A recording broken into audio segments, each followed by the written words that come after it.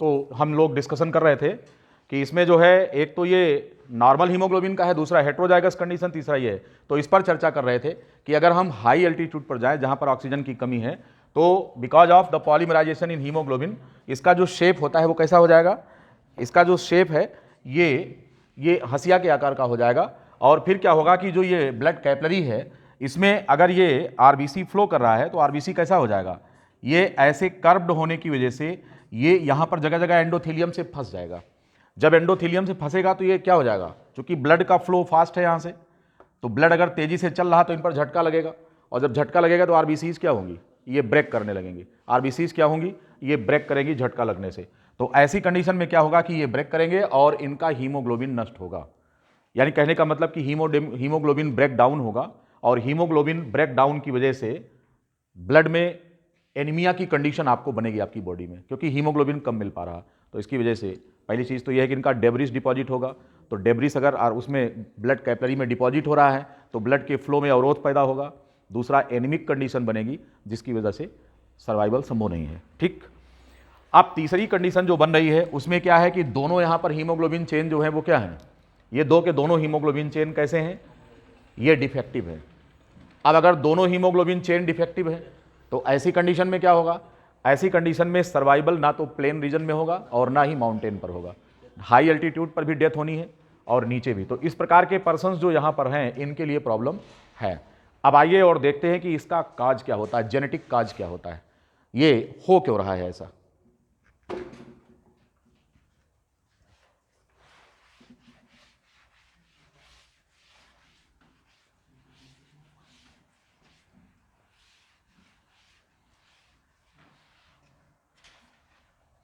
ऐसा क्यों हो रहा है, देखिए इसको, ये सिंगल जीन प्रॉब्लम है, सिंगल जीन म्यूटेशन हो रहा है इसमें, सिंगल जीन म्यूटेशन इसमें हो रहा है।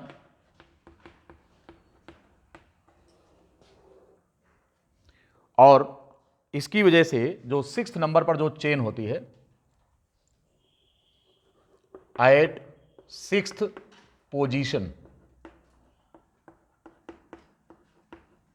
इन normal beta chain, normal beta chain क्या पाया जाता है इसमें, नॉर्मल बीटा चेन में ग्लूटामिक एसिड होता है। ये एक एमिनो एसिड है, ग्लूटामिक एसिड है, ग्लूटामेट आप बोल सकते हैं इसको। ये 6th नंबर पर चेन में होता है। यानी कि ये जो चेन है, position number 1, 2, 3, 4, 5 and 6th position जो बन रही है, यहां पर 6th पोजीशन में ग्लूटामिक एसिड है, ग्लूटामिक एसिड है 6th पोजीशन पर, राइट। और इसके आगे फिर 7th 8th ये सब चेनें हैं, 9th ये एमिनो एसिड्स हैं। इससे मतलब नहीं है, ये जो आपकी नॉर्मल हीमोग्लोबिन चेन है ये है नॉर्मल चेन, ये नॉर्मल चेन है। और डिफेक्टिव चेन में क्या हो जाता है, अगर हम डिफेक्टिव चेन में देखें तो 1, 2, 3, 4, 5, अब यहां पर जो 6th पोजीशन पर है ग्लूटामिक एसिड की जगह पर यहां पर ये वैलिन आ जाता है। और आगे जो है फिर 7th 8th इस तरह से आप लिख सकते हैं। हमको ध्यान रखना है 6th पोजीशन, यहां 6th पोजीशन में इसमें कौन है, ग्लूटामिक एसिड है नॉर्मल चेन में। और इसकी जो डिफेक्टिव चेन है इसमें 6th पोजीशन पर कौन बैठा हुआ है, ये वैलिन है। ठीक, ऐसा क्यों होता है, ऐसा इसलिए होता है क्योंकि सिंगल नाइट्रोजन बेस में म्यूटेशन हो गया। ठीक है, वो चेंज हो गया। अब वो चेंज कैसे हो रहा है ये देखेंगे।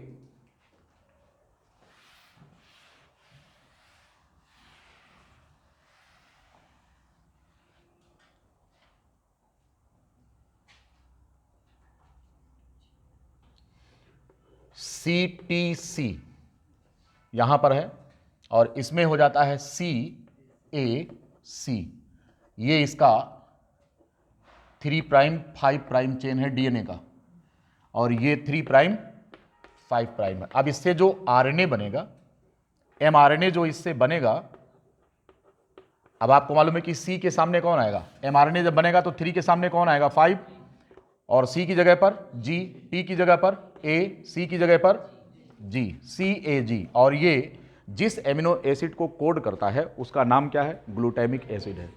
अब जरा यहां पर देखिए, इसमें जो ये है सी ए, यहां पर देखिए टी और यहां पर कौन आ गया? ए, और सी की जगह पर इस पर जी आएगा, इसकी जगह पर यू आएगा। आरएनए बनाएंगे ना, ये एमआरएनए बना रहे हैं ना, तो आरएनए में यूरेसिल होगा, आरएनए। अब ये है, तो ये 5 प्राइम मैसेंजर आरएनए आप बना रहे हैं, और यहां पर जी हो गया 3 प्राइम, ये है। इसकी वजह से जो एमिनो एसिड कोड होगा वो वैलिन होगा। अब अगर आप देखें तो चेंज हुआ कहां पर? ये डीएनए है। कौन है? ये डीएनए है। तो अगर डीएनए, तो डबल स्टैंड फॉर्म में अगर डीएनए लिखना चाहें तो यहां पर क्या लिखेंगे आप? यहां 5 प्राइम हो जाएगा, इस पर क्या होगा? जी, यहां पर क्या होगा? ए, यहां पर क्या होगा? जी, और ये क्या हो जाएगा? 3 प्राइम। ये आपका डीएनए है, डबल स्टैंड डीएनए। और इसी प्रकार से यहां पर 5 प्राइम, सी पर क्या होगा? जी, ए पर क्या होगा? टी, और जी, ये होगा 3 प्राइम। ठीक है, ये आपका डीएनए है, डबल स्टैंड डीएनए। ये डबल स्टैंड डीएनए है, तो डबल स्टैंड डीएनए में 2 स्टैंड हो गए ना, एक 5 प्राइम 3 प्राइम और दूसरा कौन है? 3 प्राइम 5 प्राइम। तो यहां पर टेम्पलेट की तरह कौन काम करेगा? आरएनए के लिए। चूंकि अभी हमने आपको इसको पढ़ाया ही नहीं मॉलिक्यूलर बेसिस, तो आपको पता नहीं है, लेकिन सामान्य तौर पर पढ़े तो होंगे ही। तो 3 प्राइम 5 प्राइम से ही आरएनए बनता है, क्योंकि 2 चेन होती है डीएनए में, और 2 में से केवल एक ही चेन का ट्रांसक्रिप्शन होता है।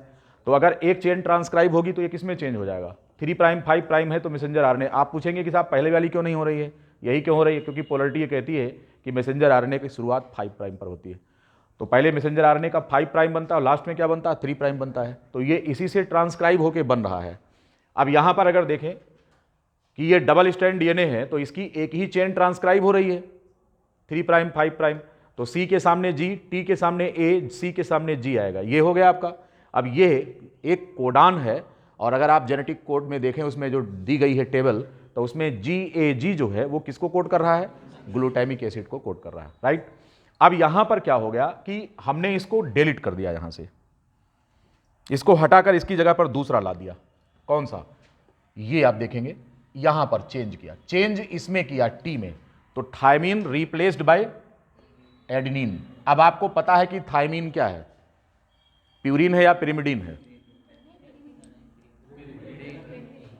आपको इतना तो पता, प्यूरिन और पिरिमिडीन कौन कौन होता है? एडेनिन और ग्वानिन क्या है? प्यूरिन है, और थायमीन और साइटोसिन पिरिमिडीन है।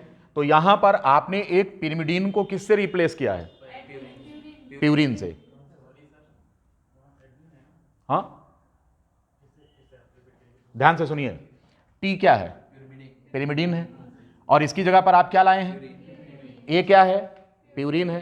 तो पिरिमिडीन रिप्लेस्ड बाय, ये ट्रांजिशन म्यूटेशन है। किस प्रकार का म्यूटेशन है? जहां पर एक नाइट्रोजन बेस दूसरे नाइट्रोजन बेस से रिप्लेस हो रहा है। एक नाइट्रोजन बेस दूसरे नाइट्रोजन बेस से क्या हो रहा है? रिप्लेस हो जा रहा है। तो इसको सब्स्टिट्यूशन म्यूटेशन कहते हैं। अब देखिए किस प्रकार का, अगर इसको हम म्यूटेशन लिखना चाहें तो किस प्रकार का म्यूटेशन कहेंगे? सिकल सेल एनीमिया किस प्रकार का म्यूटेशन है, अगर ये बताना चाहें तो हमें क्या लिखना पड़ेगा? देखिए, एक नाइट्रोजन बेस दूसरे से रिप्लेस हुआ, इसलिए ये क्या है? इसलिए ये सब्स्टिट्यूशन है। ठीक, क्या है ये? ये सब्स्टिट्यूशन है। ठीक है। दूसरी बात क्या है? ये किस प्रकार का सब्स्टिट्यूशन है? तो ये कौन सा सब्स्टिट्यूशन है? ये है तो सब्स्टिट्यूशन, और सब्स्टिट्यूशन में 2 होता है, एक ट्रांजिशन होता है और एक ट्रांसवर्जन होता है। ट्रांजिशन में अगर प्यूरिन को प्यूरिन से रिप्लेस करें तो ट्रांजिशन है, पिरिमिडीन को पिरिमिडीन से रिप्लेस करें तो ट्रांजिशन है। लेकिन अगर प्यूरिन को पिरिमिडीन से या पिरिमिडीन को प्यूरिन से रिप्लेस करें तो वो ट्रांसवर्जन है। तो यहां पर ये कौन सा म्यूटेशन है? सब्स्टिट्यूशन तो हुआ, लेकिन ये ट्रांसवर्जन है। ये क्या है? ये ट्रांसवर्जन। देखिए कितने प्रकार के सवाल बन सकते हैं इस पर। तो ये ट्रांसवर्जन म्यूटेशन है, राइट। ठीक, सब्स्टिट्यूशन हो गया, ट्रांसवर्जन, और इसी को हम पॉइंट म्यूटेशन कहेंगे। क्यों कहेंगे? कि this mutation involve the change related to single nitrogen base only. अगर कोई ऐसा म्यूटेशन हो जिसमें कि केवल एक ही नाइट्रोजन बेस को प्रभावित किया जाए तो हम इसे क्या कहते हैं? इसको कहते हैं पॉइंट म्यूटेशन या सिंगल जीन म्यूटेशन। तो यहां पर एक नाइट्रोजन बेस में चेंज आ रहा है, इसीलिए इसको हम कहते हैं पॉइंट म्यूटेशन। तो अगर आपसे सिकल सेल एनीमिया के बारे में पूछा जाए कि ये किस प्रकार का म्यूटेशन है, तो पहले आप कहेंगे ये केमिकल म्यूटेशन है। क्या है? क्योंकि कितने प्रकार के म्यूटेशन आगे हालांकि हम पढ़ाएंगे आपको इसे, फिजिकल होता है रेडिएशन, रेडिएशन से प्रॉब्लम होती है, तो ये क्या हो जाता है, फिजिकल म्यूटेशन। दूसरा कौन होता है, केमिकल म्यूटेशन होता है। तो केमिकल म्यूटेशन है ये, एक प्रकार का ये केमिकल म्यूटेशन है। और फिजिकल म्यूटेशन में रेडिएशंस होते हैं, alpha rays, beta rays, gamma rays, ultraviolet, है ना, होती ना। तो अल्ट्रावायलेट से या गामा रेज से या एक्स रेज से होने वाले म्यूटेशंस क्या कहलाते हैं, रेडिएशंस कहलाते हैं। यहाँ पर जो म्यूटेशन हो रहा है ये केमिकल म्यूटेशन है, और इस केमिकल म्यूटेशन में एक नाइट्रोजन बेस को दूसरे से रिप्लेस कर रहे हैं, इसलिए हम इसको क्या बोलेंगे, इसको बोलेंगे कि ये सब्स्टिट्यूशन म्यूटेशन है। बात समझ में आई। अब ये सब्स्टिट्यूशन में भी किस प्रकार का म्यूटेशन है, तो कहेंगे कि साहब यहां पर एक पायरिमिडीन को हम प्यूरिन से रिप्लेस कर रहे हैं, therefore it is transversion mutation, right. और ये चूंकि एक नाइट्रोजन बेस से संबंधित है, therefore it is also known as point mutation. हम इसलिए इसको पॉइंट म्यूटेशन कहते हैं। और आपका यहां पर 6 नंबर पर जो ग्लूटामिक एसिड है, it is now replaced by the valine. तो ये भी सवाल डायरेक्ट पूछ लेते हैं कि व्हाट हैपेंस इन दिस, तो glutamic acid at position number 6 is replaced by another amino acid that is valine. अब अगर यह चेंज दोनों चेन में हो रही है तो हम इसको क्या बोलेंगे, तब इसको होमोजाइगस रेसिसिव कंडीशन आ जाएगी, और होमोजाइगस रेसिसिव कंडीशन में ही सिकल सेल एनीमिया डेवलप होता है। सबको समझ में आ गया होगा ये, ठीक है।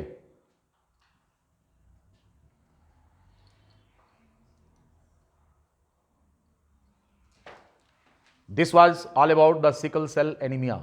लेकिन यह सिकल सेल एनीमिया जिन पर्सन्स में होता है, इसका एक एडवांटेज भी है। एडवांटेज क्या है कि अफ्रीकन कंट्रीज में जहां पर यह हो रहा है, मैक्सिमम वहीं रिपोर्ट किया गया अफ्रीकन कंट्रीज में, तो वहां मलेरिया का इन्फेक्शन नहीं होता। क्यों? क्योंकि मलेरियल पैरासाइट की एरिथ्रोसाइट स्टेज यहीं पर होती है। तो जहां पर एक बीमारी दूसरी बीमारी के प्रति डिफेंस पैदा कर रही है। हाँ, अरे भाई, हम ये कह रहे हैं कि है ना, डिफेंस मैकेनिज्म है कि नहीं है, कि जहां पर एक डिसीज दूसरी डिसीज के होने को निग्लेक्ट कर रहा है, तो वहां पर चूंकि एरिथ्रोसाइटिक साइकिल जो होती है आरबीसी में ही होती है, और आरबीसी को ये सिकल सेप कर देता है, तो इस वास्ते उसकी जो एरिथ्रोसाइटिक साइकिल होती है वो यहां पर होने नहीं पाती है। ये कहानी है इसकी, समझ गए होंगे, ठीक है।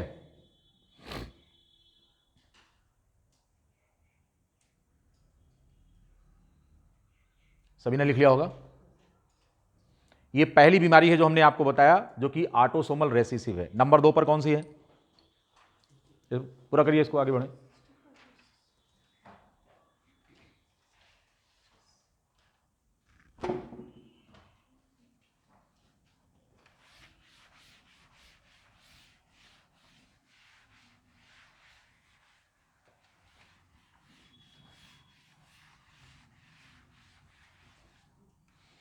Next, that is cystic fibrosis, disease number 2।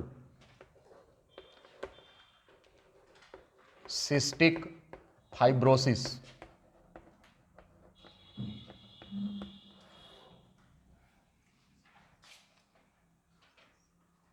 it is a case of secretion of abnormal body fluid. It's a case of the secretion of the abnormal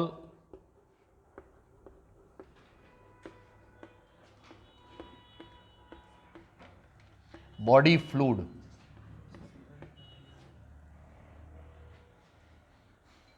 abnormal body fluid like sweat and mucus। Sweat और mucus का abnormal secretion हो रहा है। यहां पर liquid जो mucus है ये काफी विस्कस होता है, विस्कस, ये विस्कस लिक्विड होता है, काफी गाढ़ा होता है। अब आप समझ रहे हैं कि म्यूकस जो है इसका सेक्रेशन गोबलेट सेल्स करती हैं। दोनों कौन करती हैं? ये गोबलेट सेल्स करती हैं, और ये गोबलेट सेल्स यूनिसेलुलर ग्लैंड का एग्जांपल है बॉडी में। हम आपको शुरू में पढ़ाए हैं, आपके शरीर में 2 ही ग्लैंड ऐसी होती जो यूनिसेलुलर हैं। कौन कौन? एक गोबलेट सेल हो गई, दूसरी आपके इंटेस्टाइन में होती है, कौन सी? पन्नेस सेल होती है। पन्नेस सेल होती है जो आपके एलिमेंट्री कैनाल के स्मॉल इंटेस्टाइन में होती है, ठीक है।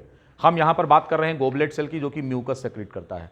म्यूकस का सेक्रीशन एक प्रकार से एक डिफेंस मैकेनिज्म होता है आपकी बॉडी में, म्यूकस का सेक्रीशन एक डिफेंस मैकेनिज्म है, because mucus is rich in a protein known as mucin. कौन सा प्रोटीन होता है? इसमें म्यूसिन होता है, राइट। म्यूकस जो होता है ये अगेंस्ट द जर्म काम करता है, जर्म्स के इन्फेक्शंस को रोकता है। उसके साथ साथ आपका जो रेस्पिरेटरी ट्रैक्ट होता है इसको डस्ट फ्री करने का काम करता है। और क्या काम करता है? आपके रेस्पिरेटरी ट्रैक्ट को मॉइस्ट रखता है, नम रखता है, जिसकी वजह से क्या होगा, जब आप सांस लेते हैं और डस्टी एयर होता है तो ये जो डस्ट होता है वो आपके रेस्पिरेटरी ट्रैक्ट में जो है उसकी दीवार पर चिपक जाता है। बाद में ये म्यूकस कार्ड में छोटे छोटे जो है डॉट्स बन करके ये बाहर निकलने लगते हैं, ठीक है। आपके गले में खराश होती है और जब खराश करते हैं तो म्यूकस के साथ वो जो डस्ट पार्टिकल्स होते हैं सब निकलकर बाहर जाते हैं, ये होता है। अब अगर म्यूकस काफ़ी डेंस हो जाए, विस्कस हो जाए, इस बीमारी में यही होता है कि म्यूकस काफ़ी गाढ़ा बनता है, इतना ज़्यादा गाढ़ा बनता है कि ये जो है रिमूवल इसका पॉसिबल नहीं होता। ऐसी कंडीशन में ये जमा होने लगता है आपके रेस्पिरेटरी ट्रैक्ट में, नेसल पैसेज में, और इवन की लंग्स के जो है, जो एल्वियोलाई को तो छोड़ दीजिए, एल्वियोलाई में भी डिपॉजिट होगा, उससे पहले ही रेस्पिरेटरी ट्रैक्ट को ये जाम कर देता है। इतना ज़्यादा डिपॉजिट होता है जिससे सांस लेने में प्रॉब्लम होती है और परिणाम आप जानते हैं अल्टीमेटली क्या होगा। तो सिस्टिक फाइब्रोसिस जो है, ये बीमारी जो है, ये भी एक प्रकार से क्या है, ये ऑटोसोमल रेसेसिव डिसऑर्डर है। तो इसमें डेंस विस्कस म्यूकस बनने की वजह से dense and viscous mucus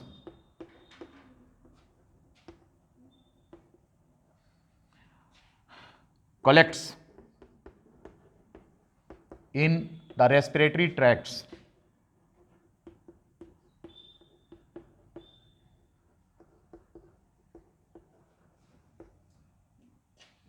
So the problem in breathing arise.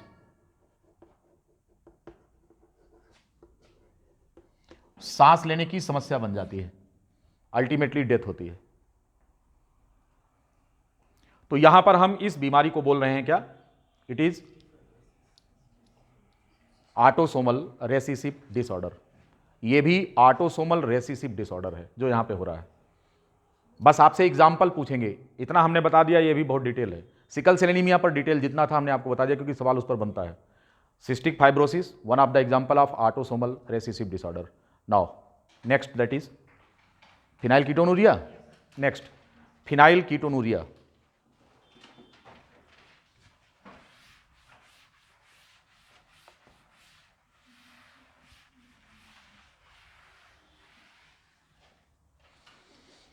phenylketonuria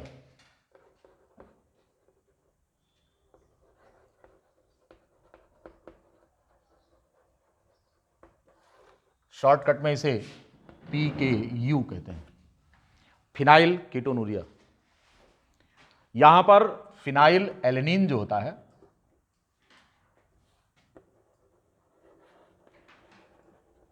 ये एक एमिनो एसिड होता है, फिनाइल एलेनिन, और एक मेटाबॉलिज्म में इसको हम चेंज करते हैं, किसमें? टायरोसिन में चेंज करते हैं।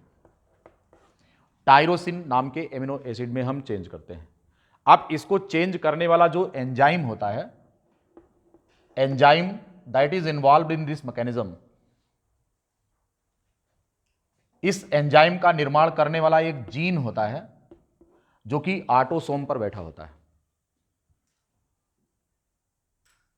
एंजाइम कौन होता है? फिनाइल एलेनिन हाइड्रोक्सिलेज एंजाइम होता है, ठीक। तो ये काम क्या करेगा? ये चेंज करता है टायरोसिन में। यह जो मेटाबॉलिज्म है ये हमारे नर्वस सिस्टम के प्रॉपर फंक्शनिंग के लिए जरूरी है। क्यों? बता सकते हैं आप? What is the scope of tyrosine? Tyrosine का स्कोप ये है कि एक तरफ तो ये एड्रीनलिन में मॉडिफाई हो जाता है।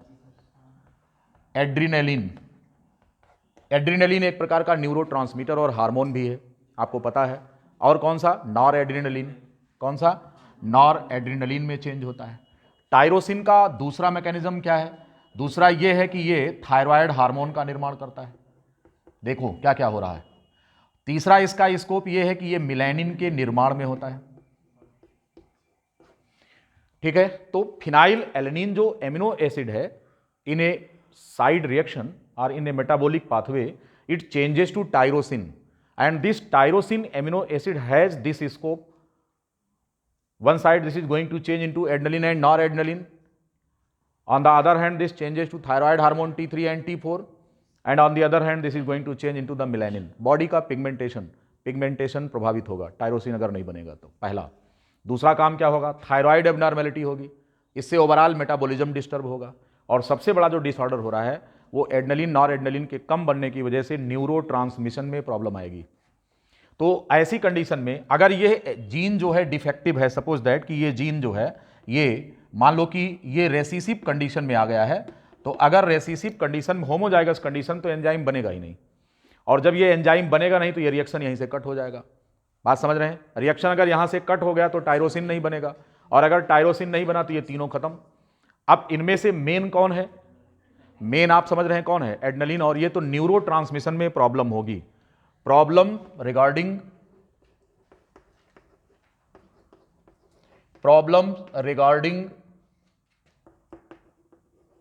the neurotransmission arises, neurotransmission